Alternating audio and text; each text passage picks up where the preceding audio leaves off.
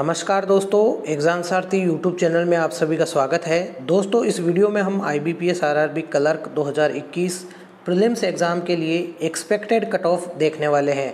दोस्तों, आज 8 अगस्त को IBPS RRB clerk 2021 prelims exam की शुरू की 3 शिफ्ट्स का एग्ज़ाम ख़त्म हो चुका है।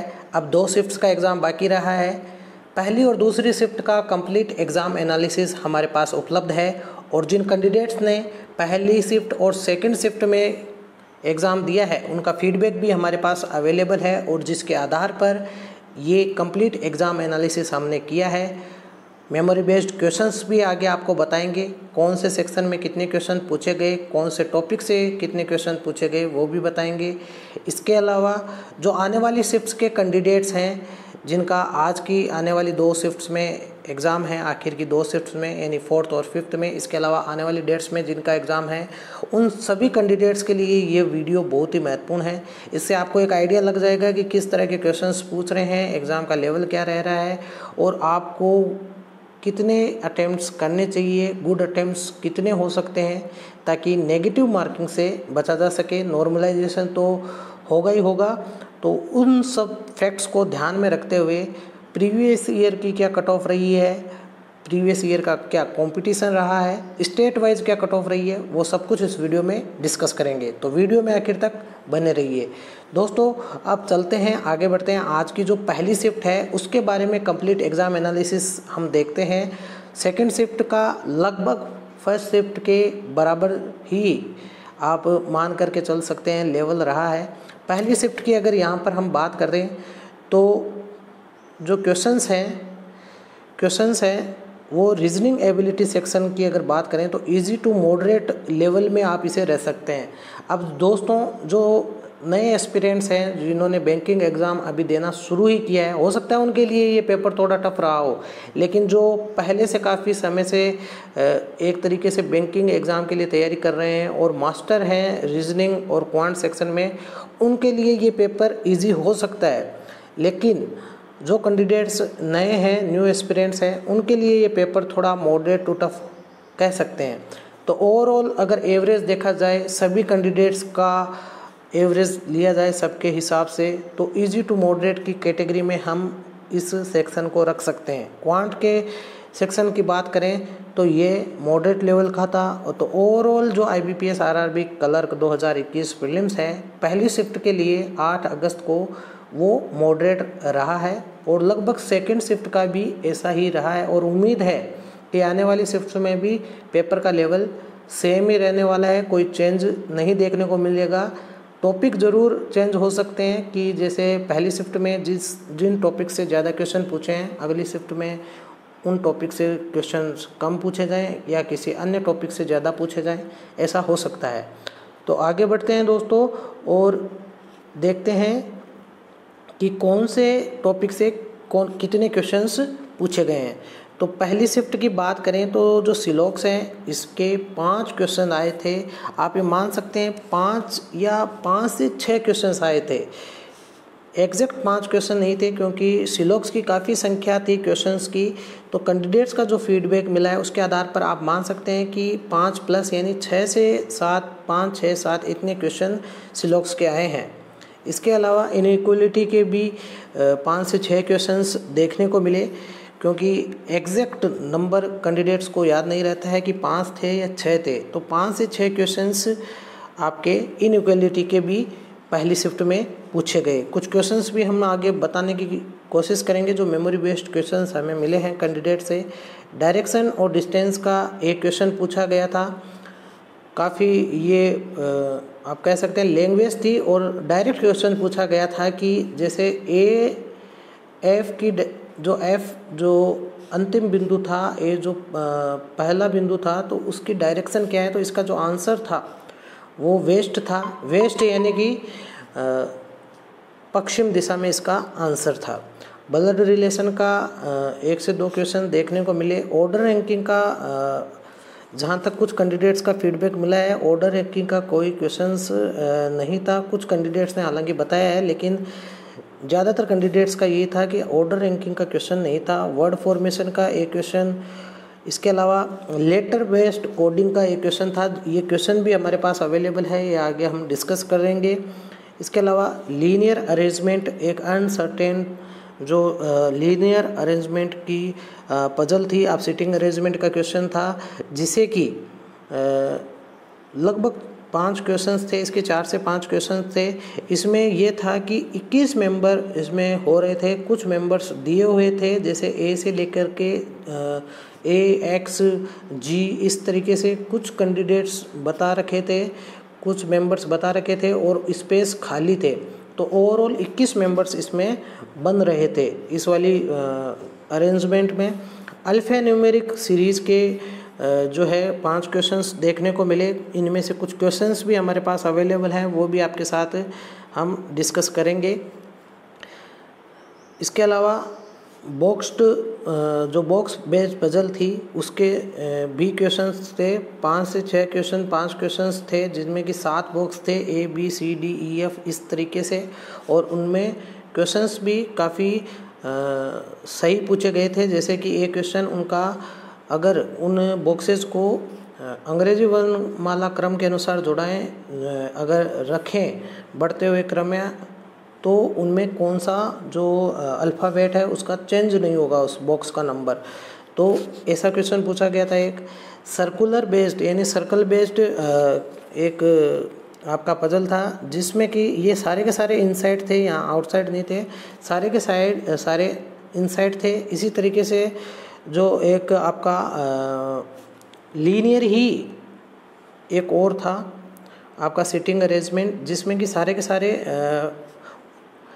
नॉर्थ को फेस कर रहे थे, यानी उत्तर दिशा को फेस कर रहे थे। तो यहाँ पे शायद फ्लोर पजल की जगह लीनियर पजल ही था, जिसमें एक ही लाइन में जो है कुछ 6 से 7 मेंबर जो हैं 8 मेंबर बैठे हुए थे और एक ही डायरेक्शन में उत्तर दिशा में देख रहे थे। तो इसके भी 4 से 5 क्वेश्चंस थे। तो ओवरऑल 40 क्वेश्चंस थे और इजी टू मॉडरेट ये सेक्शन रहा। अब आगे बात करते हैं क्वांट की। तो क्वांट के अंदर एक आपका बार ग्राफ आया था, जिसमें कि 5 क्वेश्चन पूछे गए थे। ये जो क्वेश्चंस पूछे गए थे इसमें काफ़ी इजी ये आपका डीआई रहा। इसके अलावा टेबुलर डीआई आया था, जिसमें कि ये ट्रेन बेस्ड नहीं था, शायद यहाँ पर कार बेस्ड ये डीआई था फर्स्ट शिफ्ट में। तो इसके 5 क्वेश्चंस थे। सिंप्लीफिकेशन के 15 क्वेश्चंस थे और काफ़ी इजी क्वेश्चंस थे। इनके कुछ क्वेश्चंस भी हम आपके साथ आगे डिस्कस करेंगे, जो कि कैंडिडेट से मिले हैं। मिसिंग नंबर सीरीज़ के 5 क्वेश्चंस थे। ये पांचों क्वेश्चन हमारे पास कैंडिडेट्स ने भेजे हैं, तो ये पांचों क्वेश्चन आपके साथ डिस्कस करेंगे। इसके अलावा अरिथमेटिक के 10 क्वेश्चंस थे, और अरिथमेटिक में अगर आपको बताएं डिटेल में, तो पार्टनरशिप का एक क्वेश्चन तो पक्का था। इसके अलावा प्रॉफिट लॉस का एक क्वेश्चन था, एज बेस्ड एक क्वेश्चन था। इसके अलावा एवरेज के भी 1 से 2 क्वेश्चंस थे, परसेंटेज का एक क्वेश्चन था, और बोट स्ट्रीम का एक क्वेश्चन था, और एक ट्रेन का भी क्वेश्चन था। तो इस तरीके से 10 क्वेश्चन अरिथमेटिक के आए थे। अब दोस्तों आगे बढ़ते हैं, और जो मिसिंग नंबर सीरीज़ हैं वो आप देख सकते हैं। ये सारी की सारी एग्जैक्ट मिसिंग नंबर सीरीज़ पूछी गई थी, तो इनको आप नोट डाउन कर सकते हैं और ख़ुद से सोल्व भी कर सकते हैं। काफ़ी इजी ये मिसिंग नंबर सीरीज़ हैं, जिन कैंडिडेट्स का पूरा इसमें परफेक्ट प्रैक्टिस हो चुका है मिसिंग नंबर सीरीज़ में, तो वो तो इनको बहुत ही फटाफट कर सकते हैं। इनके अलावा भी कुछ क्वेश्चंस हैं जो कि हम आपके साथ डिस्कस करेंगे, जैसे कि आपका जो क्वेश्चंस पूछे गए थे कोडिंग से संबंधित, जो अल्फ़ाबेटिक कोडिंग थी, उसमें इस तरीके से दिया हुआ था, जैसे कि एक वर्ड दिया हुआ था फ्राइड। अब इसको किसी कोडिंग भाषा में QEJCD इस तरीके से लिखा जाता है। दूसरा वर्ड दिया था प्लांट, इसको लिखा जाता है KOBSM, और पूछा गया था कि SHOWN इसका इस कोडिंग भाषा में क्या होगा, कोड क्या होगा। तो दोस्तों यहाँ पर थोड़ा सा कलर चेंज करके बताते हैं। इस वर्ड के लिए ये दिया गया था कोड और इस वर्ड के लिए ये दिया गया था, तो इसका पूछा गया था कि क्या आएगा। तो इसमें दोस्तों सीधा सीधा जो पैटर्न बन रहा है कि ये जो मिडिल वाला है ये एक इंक्रीज हुआ है, यानी आई से जे हुआ है, आई के बाद जे आता है तो आई से जे हुआ है। इसके अलावा यहाँ पर क्रॉस रिलेशन हुआ है, इस तरीके से आगे का एक ई से पहले वाला एक आया है और इसमें डी से पहले वाला सी आया है। इसी तरीके से एफ के बाद में यहाँ पर एफ के बाद में ई आया है और आर के बाद में ये पी क्यू आर का क्यू आया है। तो इस तरीके से ये किया गया है। यही इसी में सेकंड वर्ड में भी लग रहा है, ए से बी हो रहा है और ये एम से एन से एम और टी से एस हो रहा है, यानी एक वर्ड पहले जा रहा है। इसी तरीके यानी एक जो आपका अल्फ़ाबेट है वो अंग्रेजी वर्णमाला में पहले जा रहा है। इसी तरीके से पी का ओ हो रहा है और एल का के हो रहा है, तो वही यहाँ पे लगेगा। ओ का यहाँ पर एम एन ओ पी हो जाएगा और यहाँ पर जो डब्लू से पहले आएगा यू वी डब्लू तो वी आ जाएगा और एन के बाद में आता है आपका एन और यू वी डब्लू। इसके अलावा यहाँ पर आपका हो जाएगा, जैसे कि यहाँ पर जो रूल लगा है पी से पहले का ओ आया है तो एस से पहले का क्या आएगा R, P Q R S और एच से पहले का आ जाएगा आपका जी, तो G R P M V, इस तरीके का आपका कोड इसमें बन रहा था। तो ये क्वेश्चन कैंडिडेट से मिला है। इसके अलावा दोस्तों जो क्वेश्चंस मिले हैं कैंडिडेट से उनमें आपका एक क्वेश्चन है, अगर इसको क्लियर कर सकें तो एक क्लियर करते हैं इसको।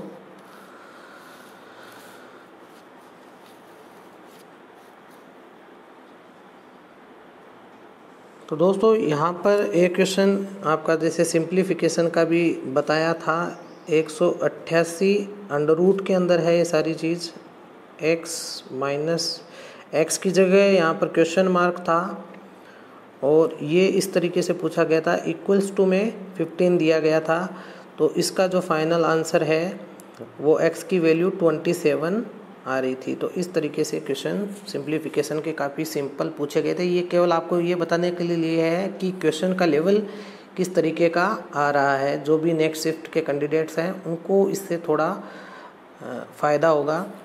अब बात करते हैं ओवरऑल कितने गुड अटेम्प्ट्स होने चाहिए। दोस्तों गुड अटेम्प्ट्स का मतलब ये है कि आप गुड अटेम्प्ट्स तो ये मान के नहीं चल सकते कि इतने कर लिए तो हम जो है वो कट ऑफ को क्लियर कर लेंगे। गुड अटेम्प्ट्स का मतलब ये है कि जिस तरीके से पेपर का लेवल रहा है उसको देखते हुए अगर आपने इतने क्वेश्चन भी बिना कोई नेगेटिव मार्किंग किए, बिना कोई क्वेश्चन गलत किए इतने क्वेश्चन अटेम्प्ट करते हो ओवरऑल पहली शिफ्ट में 69 to 72, तो ये गुड अटेम्प्ट्स में काउंट होंगे। भले ही आप कट ऑफ क्लियर कर पाए नहीं कर पाए, लेकिन इतने क्वेश्चंस तो अगर आप तैयारी कर रहे हो तो आपको करने ही चाहिए। अलग अलग स्टेट की अलग अलग कट ऑफ रहेगी, वो वैकेंसीज़ पर निर्भर करती है कि number of vacancies particular state में कितनी है और वहाँ पर कितने कैंडिडेट्स ने अप्लाई किया है, कितने अपीयर हुए हैं, वो भी आगे डिस्कस करेंगे। तो रीजनिंग में 35 से 36 क्वेश्चन अगर आपने 40 में से किए हैं, क्वांट में अगर 30 से 33 किए हैं बिना कोई नेगेटिव किए तो बहुत ही अच्छा आपने किया है। अब कट ऑफ के लिए तो आपको और ज़्यादा इसमें एफर्ट्स लगाने होंगे। तो आगे डिस्कस करते हैं उसके बारे में कि जो प्रीवियस ईयर का ट्रेंड रहा है उसके अकॉर्डिंग क्या हो सकता है। तो प्रीवियस ईयर में अगर बात करें 2019-20 में, तो जो आरआरबी क्लर्क है ऑफिस असिस्टेंट में 7 लाख के लगभग जो कैंडिडेट्स थे उन्होंने अप्लाई किया 2019-20 में। उनमें से मात्र 4,89,000 जो हैं उन्होंने एग्ज़ाम दिया, काफ़ी कम परसेंटेज है। इसी तरीके से जो 20-21 का हुआ उसमें 7 लाख के लगभग कैंडिडेट्स ने अप्लाई किया, लेकिन सिर्फ 4,60,000 ने एग्ज़ाम दिया। तो ओवरऑल आप देख सकते हैं लगभग 60% इसमें अटेंडेंस रहती है। इस बार लगभग 6 लाख लोगों ने कैंडिडेट्स ने अप्लाई किया है और उम्मीद है इस बार 3.5 लाख के आसपास ही कैंडिडेट एग्ज़ाम देंगे। तो इस बार जो कंपटीशन है, अगर नंबर ऑफ़ कैंडिडेट्स के हिसाब से देखें तो प्रीवियस ईयर की तुलना में कम है। प्रीवियस ईयर की जो वैकेंसीज़ हैं उनके बारे में बात करें तो ये इस ईयर की वैकेंसीज़ हैं। पीओ की भी है, साथ में ऑफिसर स्केल फर्स्ट की और आपकी ऑफिस असिस्टेंट की इस बार 6784 हैं। ये बढ़ भी सकती हैं दोस्तों, जैसा कि अभी नोटिफिकेशन जारी होने के बाद लगातार वैकेंसी में इंक्रीज़ हुआ है। हो सकता है कि कुछ वैकेंसीज़ जैसे कि प्रीवियस ईयर में चेंज हुई थी। प्रीवियस ईयर में एग्ज़ाम से पहले 4500 के आसपास वैकेंसीज़ थी, जो कि बढ़ कर के लगभग 6000 हो गई थी, यानी 1500 के आसपास वैकेंसीज़ बढ़ गई थी जब तक कि एग्ज़ाम हुए। लेकिन इस बार ये 6784 हैं। हो सकता है ये बढ़ के 7000 क्रॉस कर लें, 7500 हो जाए या 8000 हो जाए। अगर ये वैकेंसीज़ बढ़ती है तो कट ऑफ कम जाएगी, जो हम कट ऑफ एक्सपेक्ट कर रहे हैं उससे भी कम जा सकती है। और थोड़ी बहुत वैकेंसीज़ अगर रिड्यूस होती है तो कट ऑफ थोड़ी हाई भी हो सकती है, जो एक्सपेक्ट हम कर रहे हैं उससे। तो आगे बढ़ते हैं दोस्तों। प्रीवियस ईयर की कट ऑफ है वो आपके सामने ये रही। यहाँ पर आप देख सकते हैं दोस्तों कि प्रीवियस ईयर की जो कट ऑफ उत्तर प्रदेश के लिए जो कट ऑफ रही थी प्रीवियस ईयर में 73। इस बार की भी हम बात करेंगे तो इससे कम ही रहने वाली है। मध्य प्रदेश की 66.75। हो सकता है कुछ स्टेट में वैकेंसीज़ प्रीवियस ईयर की तुलना में कम है या कहीं ज़्यादा भी है, तो उसके अकॉर्डिंग भी आप देख सकते हैं।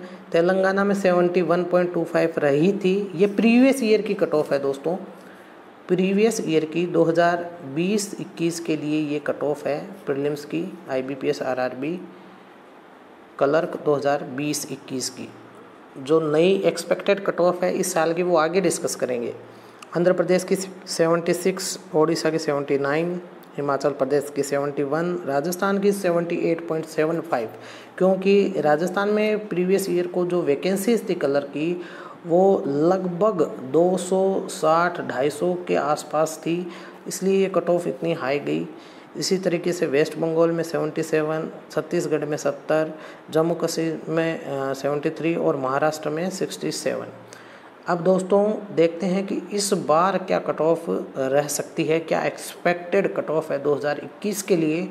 तो यहाँ पर आप देख सकते हैं कि हमने नंबर ऑफ़ वैकेंसीज भी देखा, कितने कैंडिडेट्स अपीयर हो सकते हैं इस बार। पेपर का लेवल हमने देखा कि इजी टू मॉडरेट लेवल का आ रहा है, और पूरे क्वेश्चंस भी हमने देखे कौन कौन से टॉपिक से कितने क्वेश्चंस आ रहे हैं। तो पूरा एनालिसिस करने के बाद, कैंडिडेट्स का फीडबैक लेने के बाद और एक्सपर्ट एनालिसिस करने के बाद इस बार की जो कट ऑफ रह सकती हैं आंध्र प्रदेश के लिए वो 74 से 77 के बीच रह सकती है। हो सकता है कि वैकेंसीज़ अगर बढ़ती हैं तो ये कट ऑफ और भी कम हो जाए।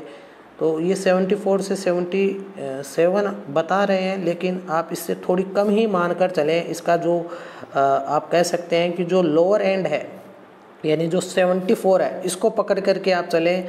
जो लोअर एंड है उसके ज़्यादा इस बार चांस है कट ऑफ। ये हायर एंड की ओर ना देखें, आप लोअर एंड की तरफ देखते हुए मेंस के लिए प्रिपेयर करें जब तक कि रिज़ल्ट आ रहा है।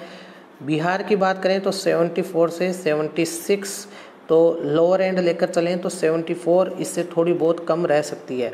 छत्तीसगढ़ के लिए 69 to 73, गुजरात के लिए 74 to 78, हिमाचल प्रदेश के लिए 69 to 72, जम्मू कश्मीर के लिए 71 to 74, मध्य प्रदेश के लिए 65 to 69, महाराष्ट्र के लिए 65 to 69, ओडिशा के लिए 75 to 79 और राजस्थान के लिए 74 to 79 और तेलंगाना के लिए 72 to 75, उत्तर प्रदेश के लिए 73 to 76 और वेस्ट बंगाल के लिए 76 to 79। तो दोस्तों आप इस अपर एंड को ना देखें, आप ये जो लोअर एंड है इसको मान करके चलें और अपनी मेंस की तैयारी जारी रखें। ये जो लोअर एंड की कट ऑफ है, यानी जैसे कि राजस्थान में इस बार जो कट ऑफ है वो 74-5 के आसपास रह सकती है।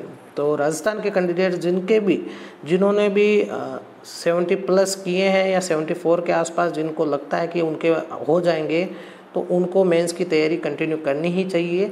तो दोस्तों ये था IBPS RRB clerk prelims expected cut off और कंप्लीट 2 शिफ्ट का एनालिसिस करने के बाद ये कट ऑफ तैयार की है।